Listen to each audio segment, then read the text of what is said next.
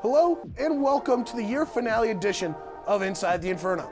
I'm Ryan Blank alongside Noel Blumel. And Noel, what a day to be at the desk. We have so much to cover. ASU softball, baseball, even football and a little bit of basketball. That's right, Ryan. We have it all for you today, so let's get started with ASU football. On April 15th, ASU football held their spring football game in front of fans at Sun Devil Stadium. Our Lauren Avenatti was on site for the action. On Saturday afternoon, the Arizona State Maroon and Gold squads faced off for their spring football game, where we got to see some of the 43 new faces in Tempe. Highlighting these newcomers and leading the Maroon squad to a victory was junior running back Cameron Scadaboo, a transfer from his hometown school Sacramento State, and someone running backs coach Sean Aguano had his eyes on early on. I hit the transfer portal on a Monday, and he texted me by Tuesday. So he flew out to my house and came to say hi, meet my family and everything. So he instantly hit me up as soon as he saw me in the portal. So that was pretty big on him wanting me. From a little town in Sacramento, California. So I mean, not many people believe they can make it out of there, and I'm trying my best to do it. On the other side of the ball, the defense for both squads were impressive throughout the entire 28-minute game, specifically the defensive line, who forced 4 interceptions between the two teams. The defense took on an aggressive approach that they hope to carry into the regular season under a new coaching regime. Here at Sun Devil Stadium, we got our first glimpse of the future of ASU football under Kenny Dillingham. The new ASU head coach has made one thing very clear since the start: it's time to activate the Valley. However, Dillingham's attendance goal of 40,000 people for this game was not met, even after attending multiple ASU events encouraging people to come out. I was expecting more, to be honest. I'm kind of disappointed. You know, we say we want to be a football town, right? And it was a good crowd, but it's not what a football town should be. But his dream of getting the city to band around his team is far from over. We'll just have to wait until the regular season. For Inferno Intel, this is Lauren Avenatti. Thanks, Lauren. Let's stick with football and head over to Ari Wall, who's in studio to give us an in-depth look at the Sun Devil roster following this year's slate of spring practices. Thanks, Ryan. Well, spring football practices are officially over, culminating with the spring football game, and there is a lot for Sun Devil fans to be looking forward to before the first game of the season against Southern Utah on August 31st. The biggest storyline is, of course, the battle at quarterback. At the moment, the frontrunners for the starting position seem to be Trenton Bourget, Drew Pine, and Jaden Rashada. Bourget is the lone returner of the 3 from last year, having replaced Emory Jones during a turbulent last season, and Bourget performed very well in the spring game. Drew Pine, on the other hand, transferred to ASU from Notre Dame, where he led the Fighting Irish to an 8-2 record last season, including going 4-1 against top 25 teams. And finally, Jaden Rashada, arguably the biggest recruit in recent Sun Devil football history, will try to impress first-year head coach Kenny Dillingham this summer and earn the starting QB spot as a freshman. Another key on offense will be the pass catchers and the playmakers in the backfield. Lauren touched on it earlier, but Cameron Scadaboo put on a show in the spring football game. Scadaboo comes over from Sacramento State, where he was the Big Sky Offensive Player of the Year. Add him to Jalen Conyers and Elijah Badger, and this offense is starting to look dangerous. Additionally, Xavier Gilroy has been very impressive in spring practices this year and could be an elite wide receiver too. Because of the depth at wide receiver, Javen Jacobs, who primarily served as a receiver, has been making the transition to the backfield and could also serve as the kick and punt returner as well. The defense has also seen a couple of players standing out. Starting out on the defensive line, CJ Fight has been very impressive.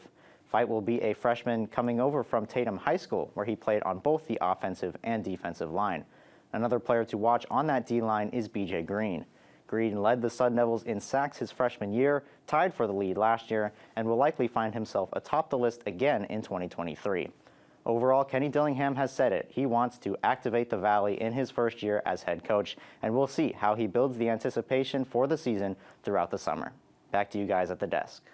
Thanks for that, Ari. Speaking of building anticipation, ASU baseball has had quite the turnaround season, putting them at the top of the Pac-12 conference. However, they'll be put to the test this weekend as they face Oregon State.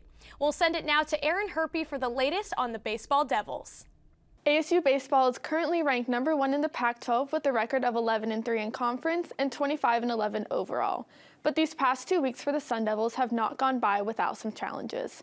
Last week versus GCU, the Sun Devils were down 9-2 in the top of the 8th with 2 outs before they were able to rally and score 9 runs and would end up winning the game 13-10.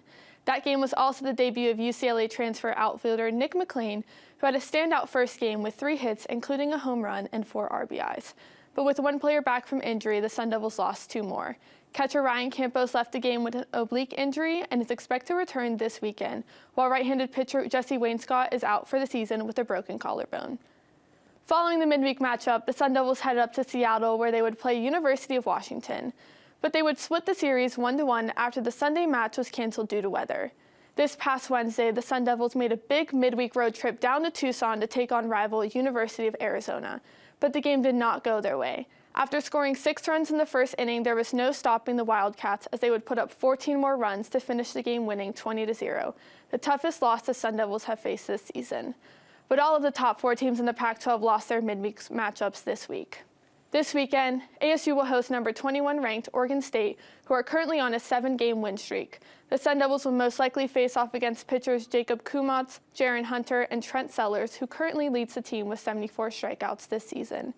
The Sun Devils will have a lot to prove this weekend after Wednesday's loss, and with Campos' return looming, there is no say on what could happen with this series. Back to you guys at the desk. Thanks, Aaron. The Sun Devils look to extend their streak of 12 consecutive wins at home against the Beavers. Now let's transition over to the softball diamond. After a hot start to the season, the ASU softball team has struggled in Pac-12 play. Inferno Intel softball reporter Kenji Ito joins us to break down the team's recent performance. Starting the year off with a 15-3 record under first-year head coach Megan Bartlett, the ASU softball team's hot streak came to a cool down before starting Pac-12 play. The Sun Devils are 5-10 in conference play, taking 1 game versus number 17 Arizona, 1 game at Cal, 2 games versus number 8 Washington, and 1 game at Utah. Being ranked in the D1 softball rankings in the 2023 season, ASU is one of the 4 teams not ranked in the Pac-12. The Stars are still showing out for the Devils, like graduate student Yanni Acuna and senior Jordan Van Hook. Acuna is the Sun Devils' best hitter, batting a .408 average with 10 home runs and 23 RBIs, while Van Hook is still leading the team with 16 home runs and 31 RBIs. Coach Megan Bartlett's squad has a tough schedule ahead, facing number 2 ranked UCLA on the road, coming back to Tempe to face Stanford, and finishing their season against Oregon State in Corvallis. Back to you at the desk. Thanks, Kenji. Now let's take it inside to the court for an update on ASU's men's basketball program that has seemed to have a lot of postseason action in the transfer portal. Thanks, guys. For NCAA men's basketball, the offseason is underway and the transfer portal is taking no prisoners. It's almost exactly the premise of what ASU head coach Bobby Hurley said just days after his contract extension. Some guys are going to stay, others will leave, and then there are outsiders looking to join next year's squad.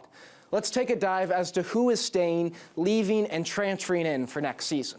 First, let's look at the guys exiting the program. Des Cambridge Jr. and Luther Muhammad used up all their college eligibility upon the completion of this season. On March 22nd, center Enoch Buachi entered the transfer portal and committed to Fresno State. 5 days later, DJ Horn entered the portal and committed to NC State. Horn averaged 12.5 points and 3.4 rebounds this season. Freshmen Austin Nunez, Duke Brennan, and Malcolm Flaggs all decided on exploring other options as well. Brennan and Nunez combined for 6.9 points per game this season and 25.4 minutes. Brennan and Flaggs committed to GCU yesterday, and forward Devin Cambridge also decided to venture elsewhere. He was second in team rebounding, averaging 5.4 rebounds per night.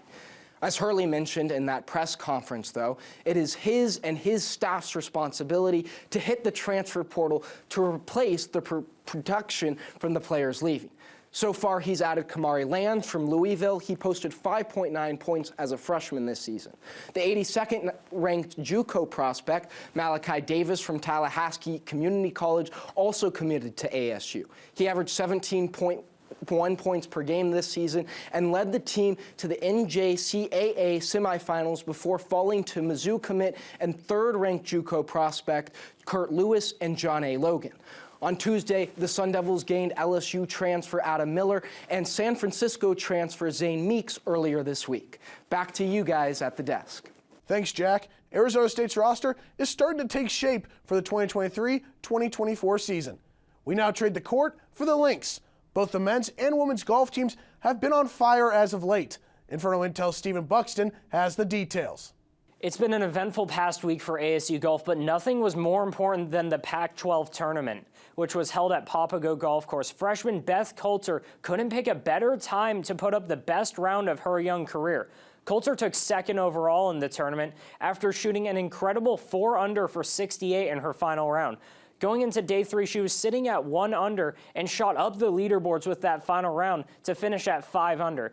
She is Arizona State's highest finisher in the tournament since Olivia Mahaffey won it in 2019 in a playoff. The rest of the tournament was a bit of a disappointment for the Devils. Junior Ashley Menny was solid, entering the final day at 3 under. But after shooting 3 over, Menny would end up finishing at even par. Besides Menny and Coulter, no other Sun Devil would finish at or below par. The teams combined 871 for 7 over, put them in 5th place in the tournament. Day 3 was a bit of a struggle for the Sun Devils. The team put up their worst round of the tournament, killing any chance to move up in the leaderboard. Going forward, ASU will head to the NCAA Regionals from May 8th to the 10th. Moving on to the men's team, which is coming off of the Thunderbird Collegiate Tournament here in Phoenix. The Sun Devils took first place as a team, shooting 28 under to edge out U of A by 1 stroke. This was in no small part because of sophomore Preston Summerhays, who shot 13 under, taking first as an individual for the tournament. Summerhays joins in an incredible list of Sun Devils to win the tournament, including Phil Mickelson and the newest owner of a green jacket, John Rahm. The rest of the team was impressive as well. The Sun Devils had their top 4 finishers all under par. Sophomore Giselle Ballister's 6 under gave ASU another top 10 finisher, with him tied for 7th. Freshman Michael Masseth and senior Riggs Johnston rounded out the team's top 4, finishing 4 and 2 under respectively. Next up for them, the team gets their turn at the Pac-12 tournament next week. The Sun Devils will head up to Stanford from April 28th through the 30th with the goal of adding their first conference championship since 2008.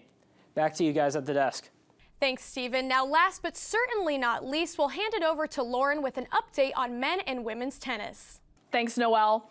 The Pac-12 tournament is on the horizon for the Arizona State men's and women's tennis teams, but not before a little Territorial Cup action against the school down south. Let's recap everything up to this point before the Sun Devils face the Wildcats.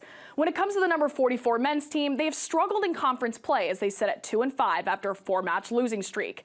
However, sophomore Murphy Cassone has continued to stay hot as he is currently on a 4-match winning streak in Pac-12 play. Cassone has an 11-2 record all-time against Pac-12 opponents and gave ASU their only point last year against Arizona, giving the Sun Devils hope before they make the trip to Ojai. On the women's side, the number 24 Sun Devils completed a perfect home slate for the first time in the history of the program. This 20-match win streak at home dates back to March 5th of 2022, and they've gone 26-1 at Whiteman Tennis Center in the past 2 seasons. Freshman Chelsea Fontenelle has played a vital role in the lineup this season, and her performance in these upcoming weeks will make or break the Sun Devils. Ryan, Noelle, back to you. That'll conclude this year's Inside the Inferno finale. Thank you to everyone who helped out today and all year. This is a special show as it is the final show for both of us as we are graduating in the coming weeks. That's right. After 4 years of studio shows covering ASU sports, both of us will be moving on. But for sure, highlights for both of us, the experiences and all the work we've been able to do with Inferno to help us become better journalists. For Noelle Blumel, the rest of the crew here today, and for all year, signing off for the last time, I'm Ryan Blank.